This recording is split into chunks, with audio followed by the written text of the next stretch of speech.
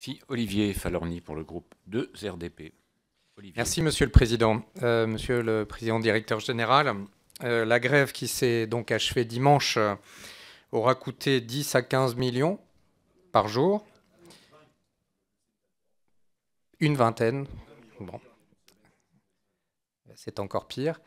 Auquel il faut ajouter le remboursement des clients touchés. Je ne sais pas si cette somme a... Ça n'est pas compté dans les 20 millions.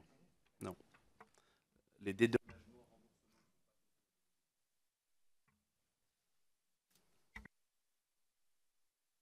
Pardon. Nos concitoyens ont l'impression d'un formidable gâchis, ça a été dit par un certain nombre de collègues. Ils sont aussi conscients de l'image catastrophique qu'a donnée Air France à travers le monde. Pourtant l'une des plus belles compagnies aériennes mondiales.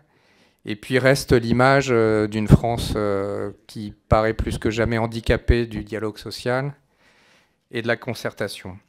Alors vous l'avez dit, Air France souhaite se positionner sur le marché des vols à bas coût et capter les opportunités de croissance qu'il pourrait offrir, marché qui a fortement augmenté, comme vous l'avez souligné.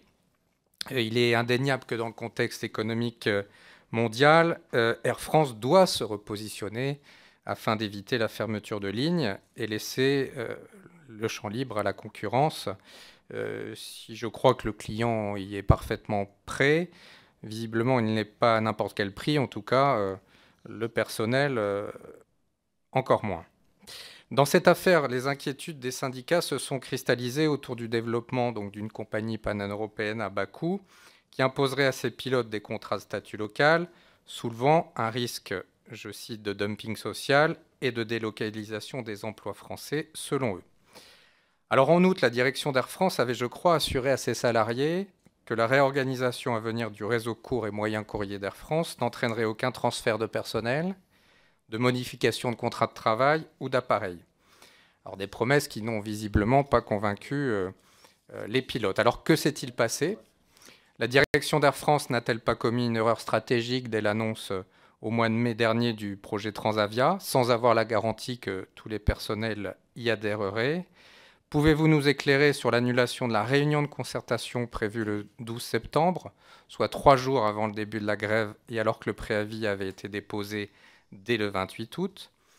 La direction n'aurait-elle pas pu apporter des éclaircissements sur le projet Transavia Europe, d'autant que la situation quasi identique en Allemagne avec Lufthansa aurait dû alerter, ce pays ayant pourtant une grande expérience du low cost. Il reste aussi que Transavia n'a pas bonne presse auprès des utilisateurs, qu'ils décrivent souvent comme une offre de services déshumanisée, dû peut-être à la courte expérience de cette compagnie dans la commercialisation directe auprès des consommateurs. Je voudrais conclure par 3 questions qui se posent, à mon sens, aujourd'hui.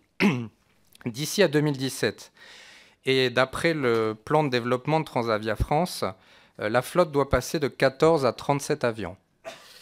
Toutefois, il reste cet accord de 2007 qui limite la flotte de cette filiale à 14 appareils, un accord qui avait défini les bases en limitant les moyens. Alors comment sortir de cette contradiction ?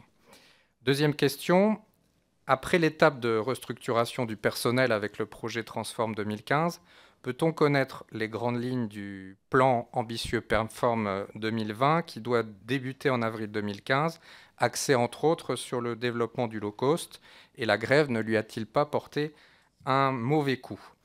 Troisième question, pourquoi dans les négociations futures, puisqu'aucun projet collectif doit être rapidement mené pour adapter Air France au nouveau marché, pourquoi ne pas y associer toutes les parties prenantes de la société ? Et je rajouterai enfin une dernière question d'actualité. Une polémique se fait jour aujourd'hui concernant la volonté des pilotes d'Air France de se faire payer leurs jours de grève. Alors je voudrais que vous puissiez nous apporter des réponses sur cette situation qui ne manquerait pas de susciter la consternation, pour ne pas dire plus, si elle s'avérait exacte. Je vous remercie. Merci. Avant